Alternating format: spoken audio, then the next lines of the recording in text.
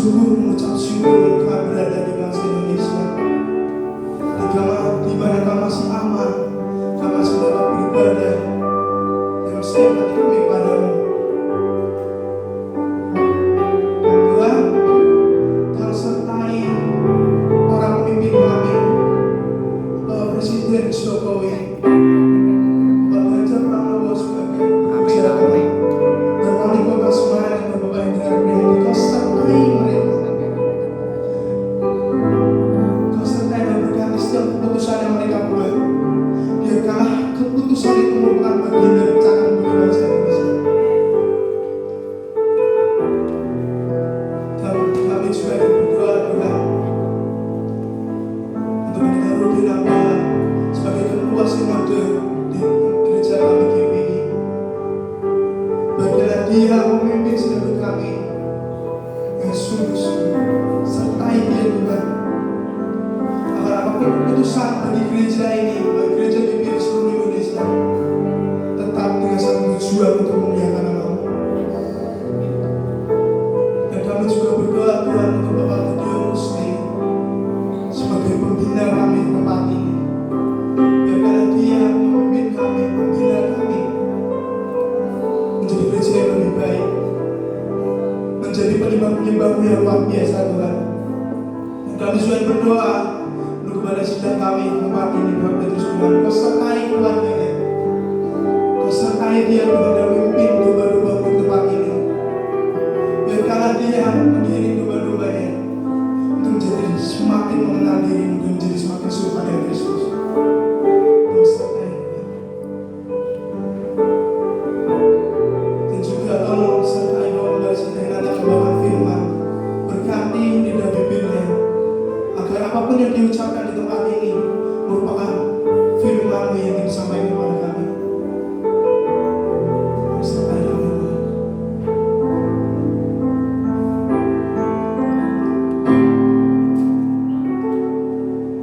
Betapa ajaib dan dahsyatnya Tuhan kejadianmu. Kau menuntun diriku, Kau menuntun diriku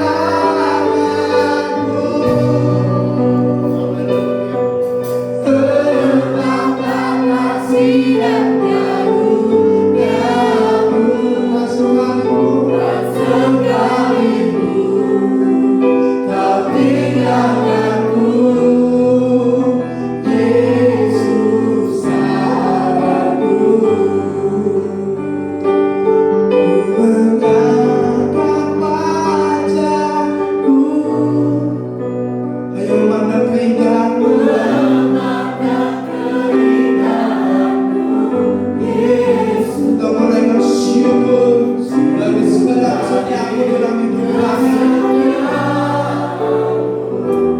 Di sepanjang hidupku,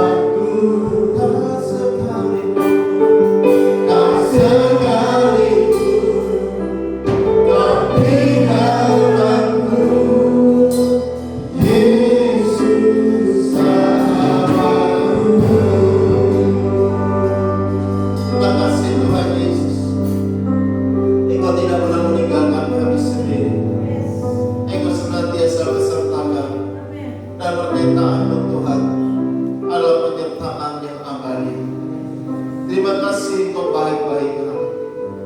Saatnya Tuhan, di saat seperti kami ini adalah benar kami membutuhkan Tuhan. Kami perlu Tuhan yang melindungi.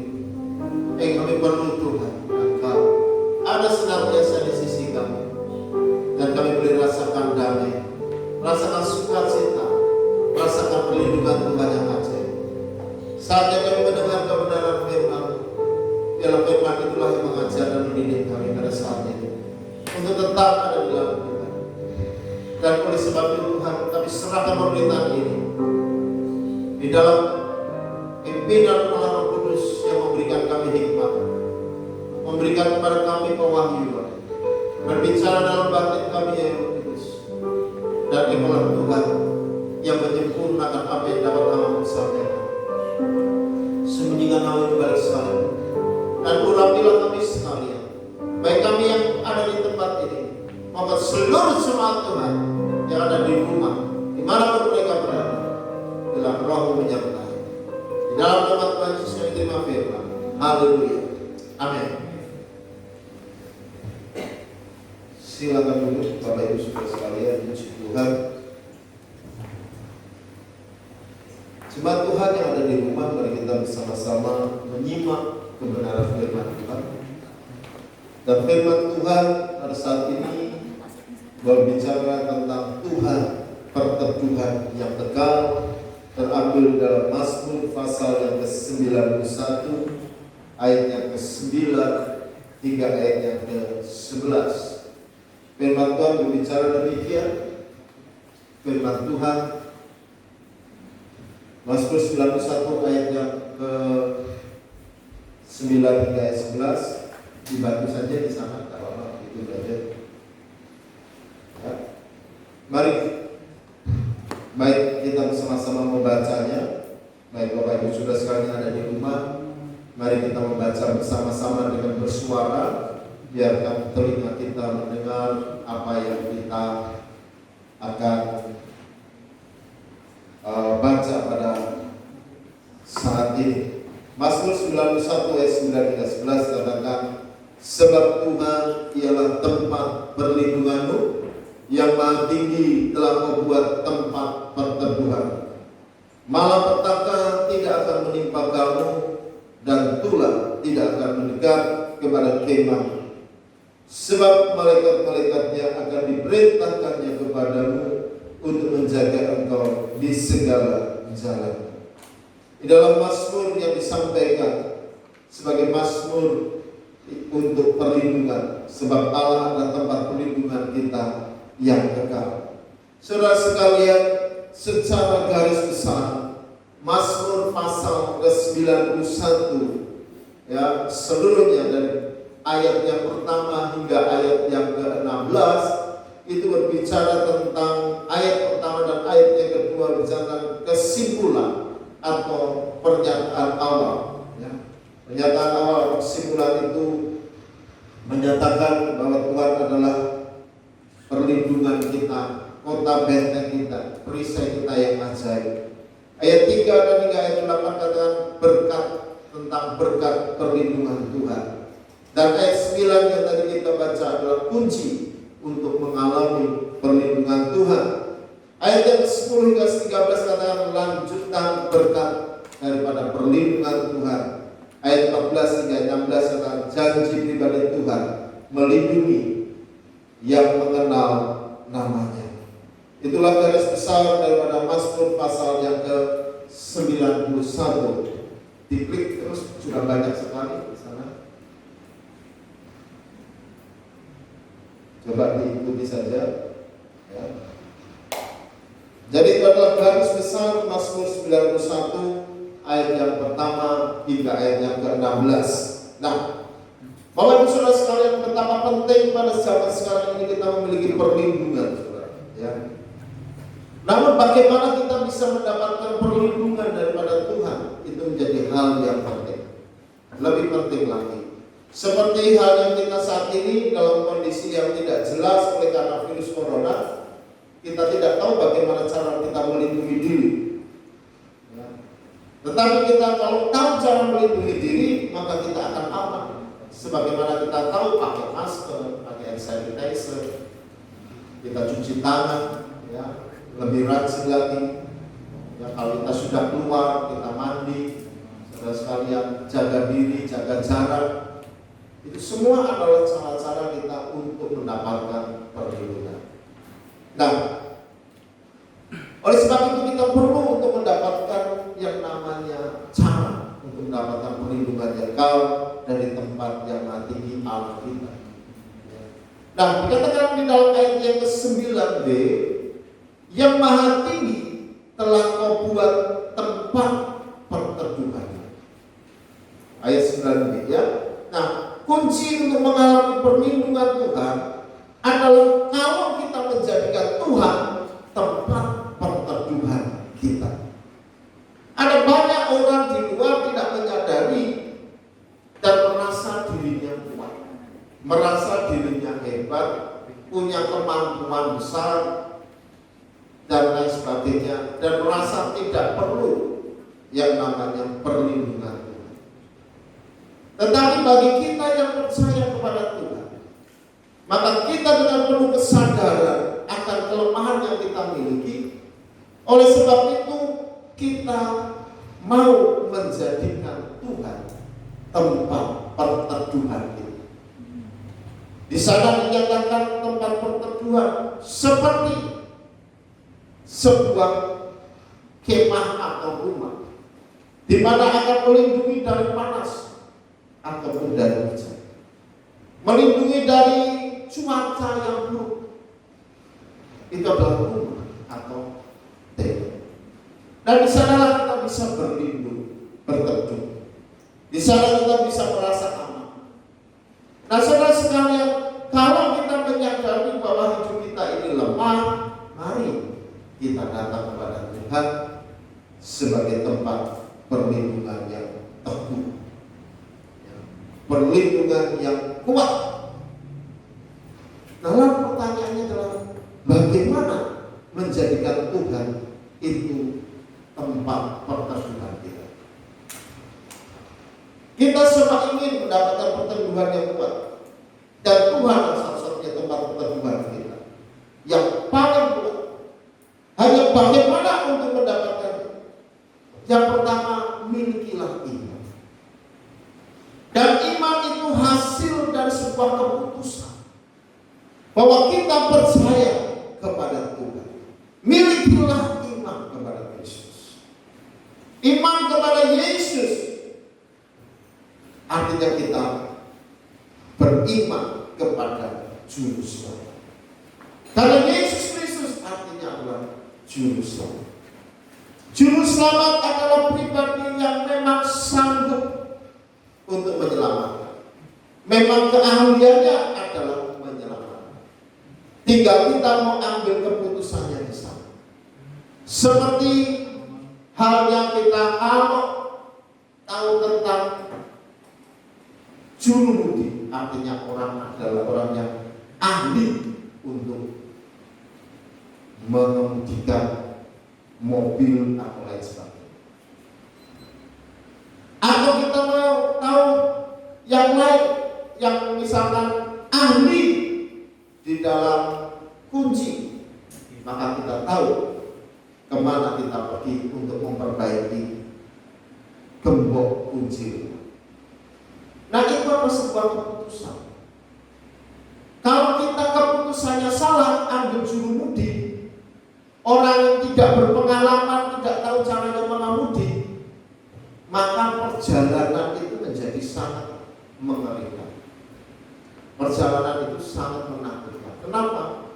Bisa saja pengemudi itu berjalan dengan siksa, ya, terabas peraturan dan lain sebagainya, dan bisa jadi tidak selamat.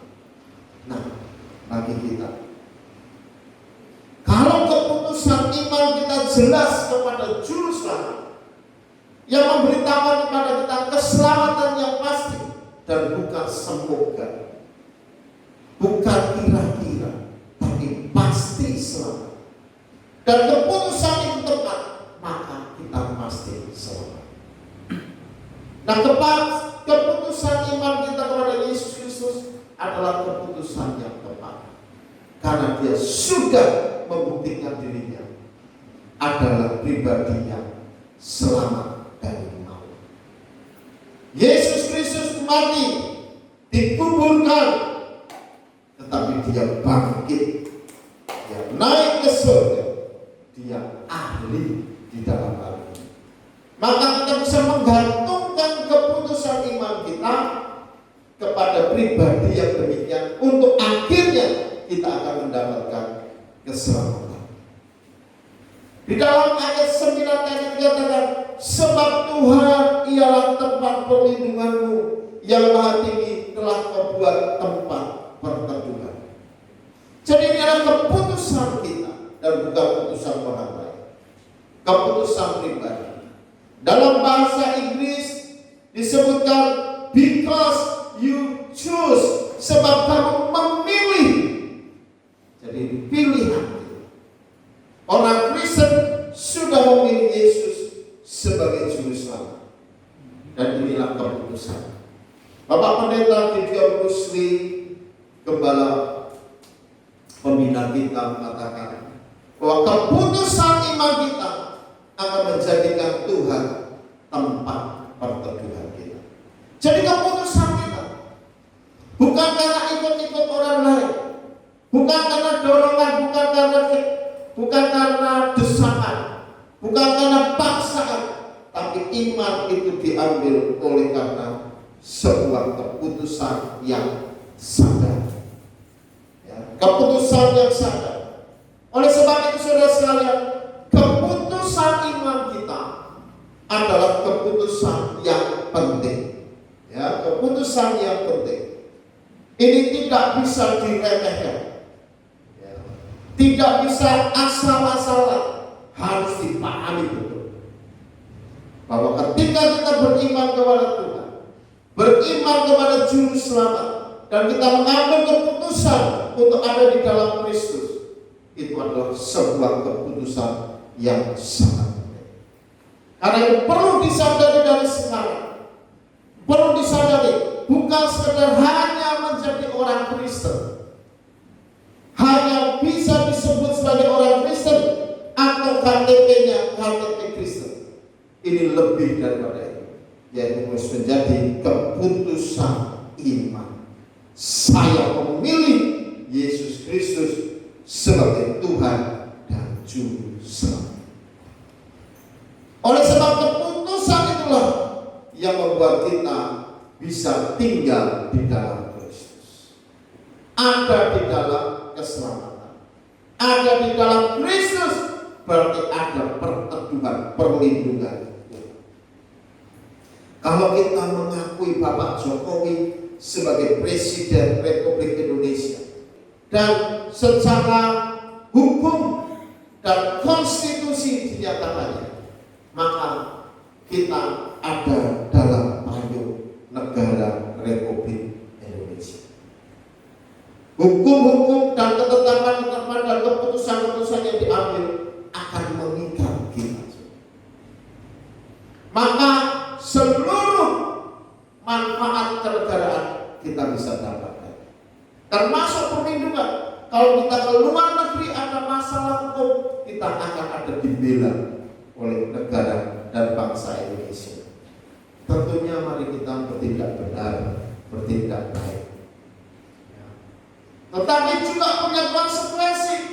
Kalau kita mengakui ada di payung negara Republik Indonesia, maka ikutilah saran-saran, anjuran-anjuran, bahkan apalagi hukum dan ketetapannya lakukan. Ada saat ini ketika kita sedang mengalami krisis tentang virus corona, ikuti apa yang dikatakan oleh Presiden atau jajaran menterinya atau aparatur yang ada di bawahnya diikuti. Kalau harus tinggal di rumah, mari tinggal di rumah. Kalau kita harus menjaga kebersihan, mari lakukan. Karena pemerintah kita itu sayang dengan rakyatnya. Dia cinta dengan rakyatnya, supaya tidak banyak korban oleh karena virus corona. Kalau harus menjaga jarak, mari jaga jarak. Karena pemerintah tahu apa yang baik untuk rakyat. Mari ikuti. Itu namanya perlindungan, pertolongan. Demikian juga kalau kita di dalam Kristus, itu adalah pilihan. Pilihan iman kita. Maka Kristus menetapkan hukumnya ada dua hukum kasih. Kristus menetapkan ketetapan kasihnya kepada kita. Dia mengasihi kita, dia cinta pada kita, dia ingin kita dilindungi, dan akhirnya kita diselamatkan untuk tinggal di dalam kerajaan surga. Itu perlindungan pertolongan. Kalau kita mengikuti, itu keputusan kita. Oleh sebab itu dalam Yohanes 15 ayat yang keempat dikatakan, Yohanes 15 ayat yang keempat, tinggallah di dalam aku dan aku di dalam kamu. Sama seperti ranting tidak dapat berbuah dari dirinya sendiri kalau ia tidak tinggal di dalam pokok anggur. Demikian juga kamu tidak berbuah jikalau kamu tidak tinggal di dalam aku. Nah, ini menegaskan kepada kita tetap dalam bagian Yesus. Ketika kita ada di dalam bagian Kristus, maka Kristus ada dalam dirinya, kita akan menghasilkan sesuatu, berbuah lebat, berbuah secara tetap, ya. Nah, bagaimana kemudian kita bisa mengambil sebuah keputusan, ya, keputusan yang tepat? Kalau kita sudah yakin bahwa Kristus Yesus adalah Tuhan Selamat kita, ada dua cara untuk kita menyatakan keputusan itu. Pertama, harus ada pengakuan dengan mulut kita. Pengakuan mulut kita harus dinyatakan. Roma 10 ayat 10 dikatakan, karena dengan hati orang percaya dibenarkan dan dengan mulut orang diselamatkan. Jadi ini bukan ilmu kebatinan, harus dinyatakan. Kepada siapapun kita harus menyatakan bahwa kita ini adalah orang Kristen, artinya adalah kita pengikut Kristus. Kalau kita malu menyatakannya, saudara, maka Bapa di surga juga tidak mengakui kita. Jadi ini butuh pernyataan sikap kita. Kalau kita kamu orang Kristen, oh iya saya orang Kristen, artinya apa? Saya pengikut Kristus. Kalau cuma hati tok batin, ya cuma dibenerin. Tapi perlu yang namanya pernyataan sikap melalui ucapan. Lalu yang kedua, saudara sekalian, yaitu dengan tindakan iman. Yakobus pasal yang kedua ayat yang ke-17. Ya, di sana katakan, demikian juga halnya dengan iman. Jika iman itu tidak disertai perbuatan, maka iman itu pada hakikatnya adalah mati. Jadi saudara sekalian, kalau iman cuma ngomong tok, tidak ada artinya juga. Harus ada tindakan, perilaku hidup yang sesuai dengan firman, sesuai dengan pengakuan kita. Kalau memang kita orang Kristen, yang nyatakan diri kita sebagai orang Kristen melalui tutur kata, sikap, perilaku, kehidupan, jangan sampai semua itu justru membuat atau membusukkan nama Tuhan. Sikap hidup kita harus menyatakan bahwa kita ini adalah pengikut Kristus.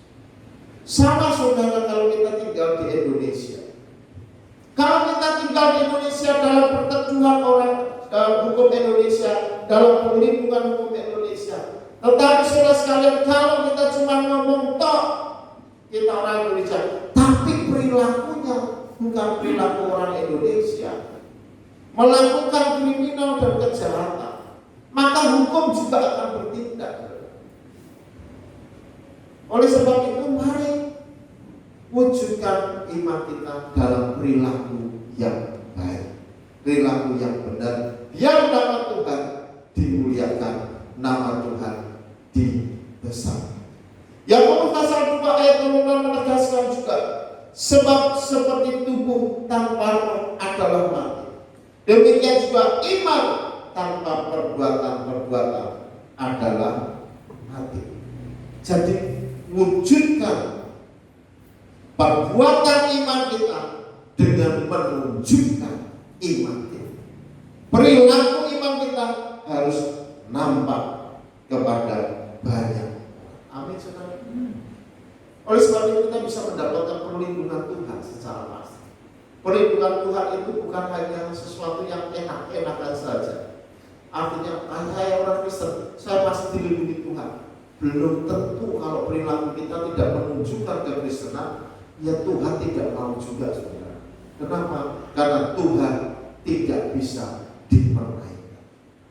Tuhan tahu, bahkan Dia menyelidiki hati dan pikiran kita. Hati pikiran kita terselidiki betul. Apakah kita benar-benar menjadi pengikut Kristus? Nah, saudara sekalian, lalu tindakan iman kita di masa sekarang ini, ya, dan di semua periode kehidupan, apa yang bisa kita lakukan sebagai tindakan iman yang menunjukkan bahwa kita di dalam Kristus, bahwa kita ini ada di dalam Tuhan, bahwa Tuhan adalah tempat perteduhan kita, dan itu adalah keputusan iman kita, dan itu pernyataan iman kita. Yaitu yang pertama adalah kita harus mencari Tuhan, mencari Tuhan secara pribadi dalam saat teduh. Mencari Tuhan pribadi dalam saat teduh. Ini penting sekali, saudara. Ibadah bukan sekadar ibadah liturgis, itu penting. Tetapi dalam kondisi-kondisi tertentu, yang penting adalah hubungan pribadi kita dengan Tuhan. Itu lebih harian. Memang kita harus menghormati hari Sabat. Kalau situasinya sudah normal, maka kita bisa, saudara sekalian, untuk beribadah bersama-sama. Tetapi kondisi yang darurat semacam ini memang mengharuskan kita kembali kepada sikap pribadi untuk mencari Tuhan secara pribadi lebih lagi dalam saat itu. Dan ini adalah saat-saat yang baik kita memurnikan pengajaran, memurnikan penyertaan kita kepada Tuhan, memurnikan diri kita. Apakah kita benar-benar pengikut Kristus, atau hanya pengikut gereja-gereja tertentu, atau pengikut hamba-hamba Tuhan tertentu? Kita tidak boleh menggantikan figur Yesus dengan figur tokoh-tokoh tertentu atau gereja-gereja tertentu. Ini saatnya pemurnian sedang terjadi. Dalam kondisi semacam ini, apakah kita benar-benar mencari Tuhan? Ini akan dibuktikan. Masihkah kita berdoa syafaat sendiri? Masihkah kita tetap bisa memuji dan memuliakan Tuhan walaupun sendiri? Bisakah kita tetap menjadi imam di dalam keluarga, memimpin keluarga di dalam persekutuan bersama? Ini adalah mencari Tuhan. Mari jangan mencari Tuhan itu karena emosi, saudara. Karena di dalam gedung bersama-sama, memuji Tuhan itu menjadi enak. Itu namanya sebuah kamuflase perasaan. Tetapi yang penting adalah bagaimana kita mencari Tuhan secara pribadi. Ya. Mari, saudara sekalian, kembali kita seperti masa-masa lampau, kembali, saudara, kembali sadarkan iman kita. Lalu yang kedua adalah tindakan iman kita di masa sekarang ini, yaitu mari kita menikmati makanan kita, yaitu firman Tuhan secara pribadi. Saudara sekalian, lebih teguh, ada orang begitu bergantung dengan firman Tuhan yang disampaikan hanya setiap minggu sekali. Itu bukan perilaku iman. Iman timbul dari mendengarkan, yaitu mendengarkan firman Tuhan. Tetapi kalau mendengarkan firman Tuhan yang di dalam hal ini dikontekskan artinya mendengar khotbah dan itu seminggu sekali, manakah itu menjadi cukup? Jelas tidak cukup, saudara. Lebih lagi kita perlu makan harian. Bagaimana mungkin orang bisa puasa 6 hari lalu hanya sekali makan lalu puasa lagi 6 hari? Tubuh kita akan menolak itu, saudara. Tidak akan kuat, saudara. Lalu roh kita juga sama. Roh kita perlu yang namanya makanan rohani, firman Tuhan. Firman Tuhan harus diberikan asupan firman setiap hari. Roh kita akan kuat dan itu menunjukkan perilaku iman yang baik, saudara. Ya, memberikan kepada kita kekuatan rohani, kekuatan iman yang maksimal. Mari kembali yang lama sudah tidak membaca firman Tuhan. Mari rutin baca firman Tuhan. Terus kembangkan kebenaran di dalam dirimu melalui kebenaran firman Tuhan. Yang ketiga, bagaimana perilaku iman itu bisa ditunjukkan? Yang ketiga adalah saling menghibur dan menguatkan saudara seiman dengan fasilitas yang kita punya. Dalam kondisi yang sangat terbatas sekarang ini, tapi kita tetap bisa melakukan tindakan-tindakan bersama untuk menghibur, menguatkan. Saya beberapa kali menghubungi teman-teman, ya, hamba Tuhan juga perlu dikuatkan dan menguatkan satu dengan yang lain.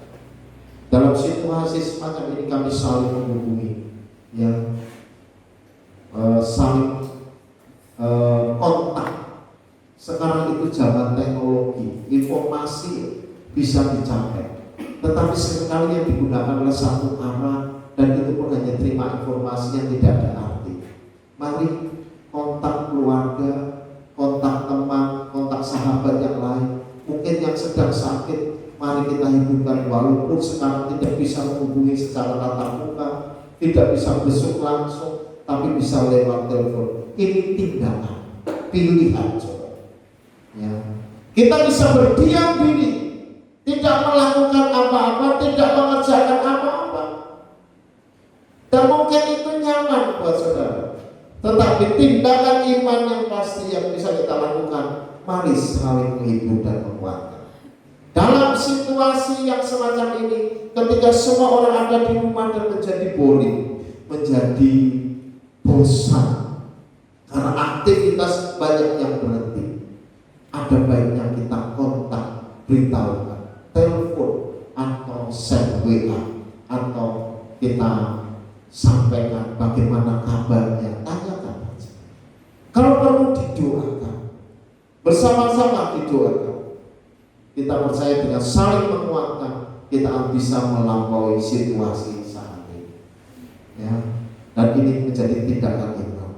Dan yang keempat, bagaimana sebuah tindakan iman itu bisa dikerjakan untuk menyatakan kita tetap seperti Tuhan.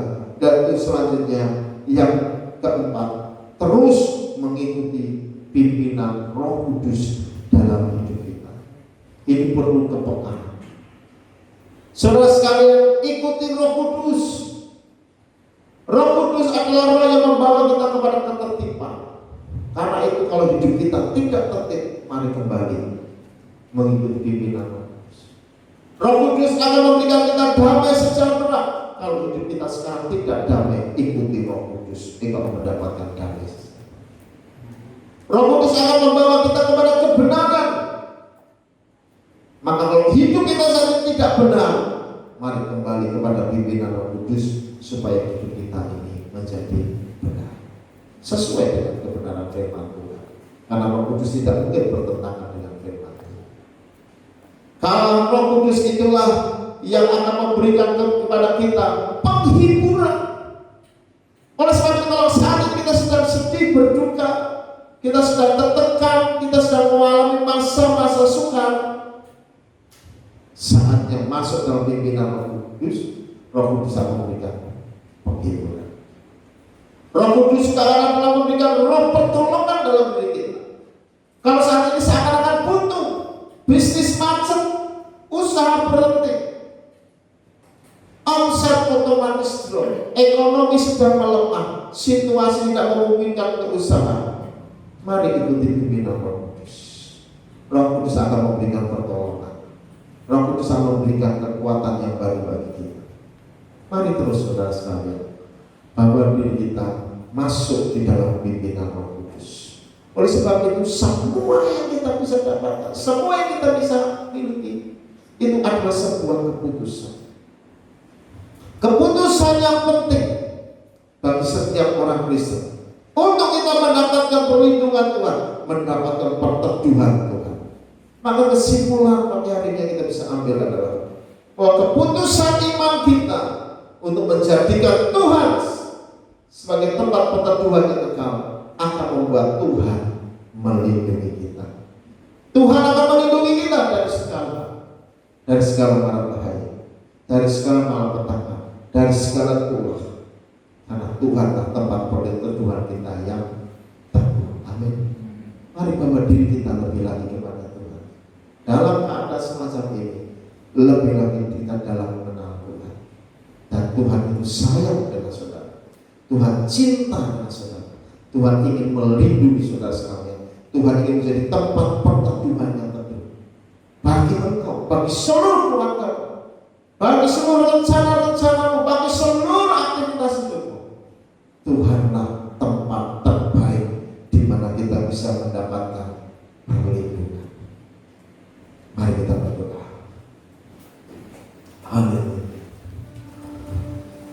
Engkau baik ya Tuhan, Engkau baik. Engkau sungguh baik. Haleluya. Kau Bapa yang mengasihi, kuasa-Mu memulihkan.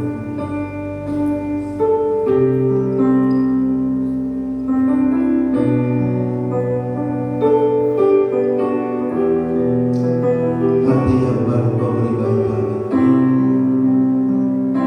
untuk ku dapat melihat rencana-Mu. Kau Bapa yang mengasihi, kuasa-Mu memulihkanku. Hati yang baru Kau berikan, untukku dapat melihat rencana-Mu indah bagiku. Kau